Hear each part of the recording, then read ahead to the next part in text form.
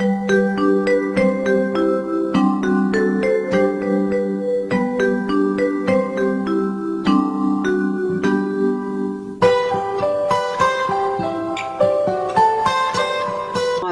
warahmatullahi wabarakatuh. Anak-anakku semuanya, pada pembelajaran kita kali ini masih melanjutkan materi yang kemarin, yaitu masih tentang sistem respirasi, ya, atau yang dikenal dengan istilah sistem pernafasan. Adapun tujuan di dalam proses pembelajaran kita kali ini ada dua, yaitu membedakan proses pernafasan dada dan pernafasan perut. Yang kedua, mengkaitkan kapasitas udara paru-paru dengan cara dan kekuatan seseorang dalam melakukan respirasi atau pernafasan. Oke, baik anak-anakku, sekarang kita perlu tahu dulu berikutnya apa yang kita akan pelajari pada mekanisme pernafasan. Kemarin kita sudah belajar tentang organ respirasi, di mana organ respirasi itu ada ada hidung, ada laring, ada faring, terus kemudian ada trakea, kemudian ada bronkus, bronkiolus, dan alveolus. Sekarang kita akan belajar berikutnya, yaitu tentang mekanisme pernafasan. Anak-anakku, di dalam mekanisme pernafasan kita perlu mengingat kembali, yaitu tentang pengertian dari pernafasan, di mana pernafasan atau respirasi adalah suatu proses pertukaran gas oksigen dan karbon dioksida. Nah, dari pengertian ini maka kita memperoleh penjelasan bahwasanya menurut tempat terjadinya pernafasan atau respirasi itu ada dua, yaitu ada apa? Yaitu ada pernafasan luar atau eksternal, dan yang kedua yaitu ada pernafasan dalam atau internal. Nah, sekarang kita perlu tahu apa yang dimaksud dari masing-masing pengertian tersebut. Yang pertama yaitu pernafasan luar atau eksternal. Terjadinya pertukaran udara antara udara dalam alveolus dengan darah dalam kapiler. Jadi di sini maksudnya adalah udara-udara yang ada di dalam alveolus. Kita tahu kemarin alveolus itu adalah seluas lapangan tenis, meskipun bentuknya seujung jarum pentul atau seperti buah kurma, dengan darah yang ada di dalam kapiler. Nah, di dalam alveolus itu kan ada pembuluh-pembuluh darahnya atau ada kapiler-kapilernya, ya. Terus kemudian yang kedua, pernafasan dalam atau internal adalah pertukaran udara antara darah dalam kapiler dengan seluruh tubuh, ya. Jadi di dalam, kalau Bu Neneng gambarkan kemarin ini kan ada percabangan yang dikatakan sebagai bronkus. Di sini ada bronkiolus. Nah, di ujung itu ada alveolus. Nah, sekarang Bu Neneng gambarkan ini adalah alveolus. Di sini akan terjadi pertukaran. Nah, ada pertukaran apa? O2 dan CO2. Sekarang kalau di sini ada eksternal. Nah, di sini ada eksternal. Nah, eksternal itu terjadi pertukaran udara dalam alveolus dengan kapiler darah. Nah, di sini ini ada kapiler-kapiler darah di sini. Di luarnya itu ada kapiler-kapiler darah. Nah, di sini pertukaran udara antara udara dalam alveolus dengan darah dalam kapiler ini juga ada O2 dan CO2 dalam kapiler darah. Nah, di sini akan terjadi pertukaran. Dari kapiler-kapiler darah ini akan memasukkan ke dalam alveolus, yaitu CO2. Sedangkan dari alveolus di sini akan mengeluarkan siapa? O2. Jadi CO2 dari kapiler darah ini akan masuk di dalam alveolus, sedangkan dari alveolus akan mengeluarkan O2.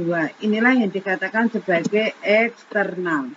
Bagaimana untuk internal? Nah, untuk internal itu adalah pertukaran udara dalam darah dengan kapiler-kapiler darah. Nah, di sini begini sekarang. Ini adalah kapiler darah. Ada O2 dan ada CO2. Nah, di sini ada kapiler-kapiler darah. Di sini ada yang masuk. Nah, yang masuk siapa? CO2. Maaf, yang masuk adalah siapa? Yang masuk di sini adalah O2. Bentar, saya hapusnya dulu, saya ganti ini. Nah, yang masuk O2, sedangkan yang dari sini yang keluar adalah siapa? CO2. Jadi di sini nanti ada O2 dan ada CO2. Jadi di sini yang akan keluar adalah CO2. Sedangkan yang dari sini yang masuk adalah O2. Ini kalau internal. Kalau di sini adalah eksternal. Sampai di sini bisa dipahami anak-anakku semuanya? Oke. Semoga bisa kalian pahami tentang materi tentang mekanisme pernafasan, yaitu adanya pernafasan eksternal atau luar dan pernafasan dalam atau internal berdasarkan tempat terjadinya. Sekarang kita lanjutkan, yaitu berdasarkan cara respirasi, di mana berdasarkan cara respirasi, respirasi itu dibagi menjadi dua, ya, yaitu ada inspirasi dan ekspirasi. Ini berdasarkan cara melakukannya. Inspirasi itu apa? Inspirasi itu adalah proses waktu kita menghirup udara. Nah, ini yang dikatakan sebagai inspirasi. Sedangkan ekspirasi itu apa? Ekspirasi itu adalah proses di mana kita menghembuskan atau mengeluarkan. Contohnya bagaimana? Jadi kalau inspirasi itu contohnya adalah pada saat kita menghirup. Nah, pada saat menghembuskan itu adalah ekspirasi. Itu berdasarkan cara melakukannya. Kalau tadi adalah berdasarkan tempat terjadinya, ya. Terus sekarang berdasarkan mekanismenya, sekarang ada dua, yaitu ada apa? Ada pernafasan dada dan juga ada pernafasan perut. Nah, di sini kita perlu tahu dulu siapa yang nanti berperan di dalam pernafasan dada dan siapa juga yang berperan di dalam pernafasan perut. Sebelum kita masuk ke masing-masing mekanisme pernafasan dada, terlebih dahulu kita membahas dulu yang proses inspirasi pada saat menghirup udara dan ekspirasi pada saat mengeluarkan udara. Nah, ini anak-anak perlu kalian lihat. Pada saat proses inspirasi itu tadi kan menghirup. Pada saat inspirasi, di sini cirinya apa? Cirinya adalah tulang antar tulang rusuk terangkat ke atas.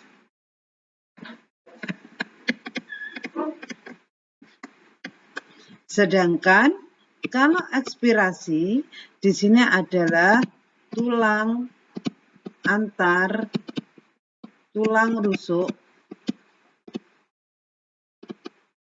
turun ke bawah. Turun ke bawah, ya. Terus kemudian cirinya anak-anak bahwasanya pada saat pada saat inspirasi ini terjadi pada saat kita, nah, di sini pada saat inspirasi itu terjadi pada saat kita menghirup udara. Ya, itu yang harus kalian perhatikan. Sedangkan pada saat ekspirasi itu adalah pada saat kita menghembuskan udara. Kalau menghembuskan udara dari mana tentunya? Yaitu dari alveolus. Kalau menghirup udara berarti dari mana? Dari hidung. Ya, bisa dipahami sampai di sini? Ini adalah berdasarkan apa tadi? Berdasarkan proses pernafasannya atau cara pernafasan. Jadi berdasarkan cara pernafasan, sekali lagi itu ada dua, yaitu ada inspirasi dan ada ekspirasi. Di mana inspirasi itu adalah proses menghirup udara dari hidung, di mana cirinya adalah tulang rusuk itu akan terangkat ke atas. Sedangkan kalau ekspirasi yang menghembuskan udara dari alveolus itu adalah antar tulang rusuk itu akan turun ke bawah. Oke, sampai di sini bisa dipahami ya untuk yang kedua.